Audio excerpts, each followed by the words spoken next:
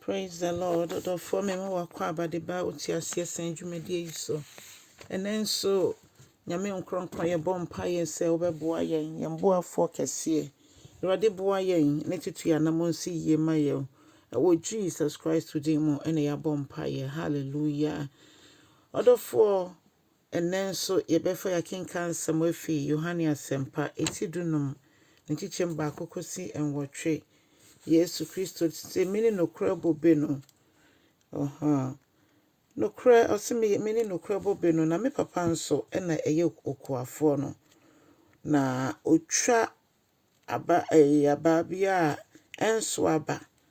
Na ne eso aba no nso de oyiyi ho. Na afei oyiyi ho ma ne so aba bebre. Na se mo de mo ho anya fi ena masam amaka kire mo nti. Eno nti mo ntina me mu na me nso me ntina mo mu. Efise eman bi entimi ente no ho fidua tantam no ho wabra ebetimi aso aba. Eno nti makwan natna bobedua no mu. Odofo Yesu ni ye kasa. O kasa kire ejidifo sa asem we enye wiasefo asem. Ejidifo yafa Yesu Kristo si Awurade ne yekraje nkwa no. Ena ohwe yen kwai se yen so aba. Na etwa se ya brabo ya namontuo ne ye nyina ye te se Yesu. Etwa se ye bata ne ho esanse ya hoodin emfiri bebia se ono nko animu. Emfa ho ne ye nemu no Onyankopɔn ema ya te ase se ye twe ye ho firi ne ho a ye ntimi nyina ye nan so. Eno nti eduye biara bete ne ho no ontimi nso aba. Nya bema kwan se yin ne ho no ono no beso aba. O se ampa mini bobe no na moni emai no obi bia otena me mu no na me so metina ne mu no obeso aba.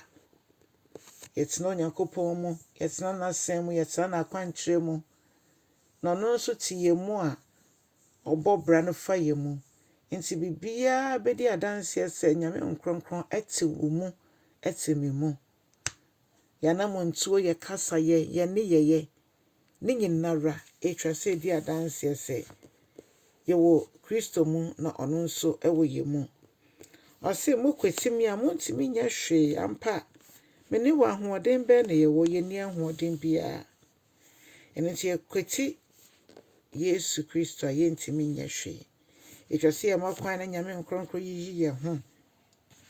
Na o se obi biara wantene me mu ne betwa na atwene ete se dua a ehun ni mfaso na ya boaboa no ahye no. Na emom se motena me mu a na me nsem so tena mo mu a bibia mo bebise biya no meye ede amamo. Na se obi so aba o so aba te so ye Onyankopɔn eba no so aba so ye no kure gidini nso se Kristo Yesu gidini a ogina ne nan so a oso aba. O se basa na de ne onyam hye bra asafo Awurade. Odofo ye nantie te sen. Ye nkomodie te sen. Ya dwendwen te sen. Ya brabo te sen.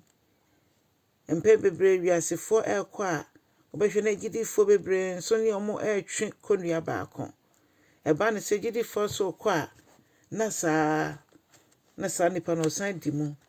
Na Bible me yeti ase se obehia ye hye obenyu so aye nyu sanse motro modwodie Onyankopɔn so befi ye fi ne no mu.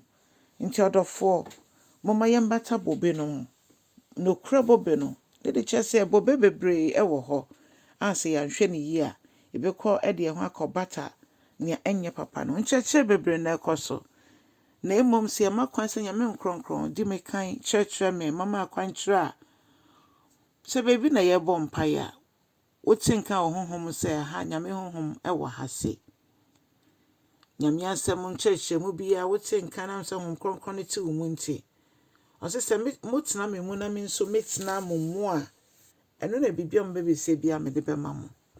Eno nti nyame nkronkron bo ye ne yentina ne mu daa yen twentwen na se yen hihim yɛtena ne mu a ɔno bɛma yɛ akwankyerɛ ama yɛtumi atintim ɛwɔ Kristo Yesu mu. Ɔdɔfoɔ bɔ mmɔden na kyɛ asɛm no. Momma yɛnyɛ asɛmpɛkafo adwuma na akra ayira.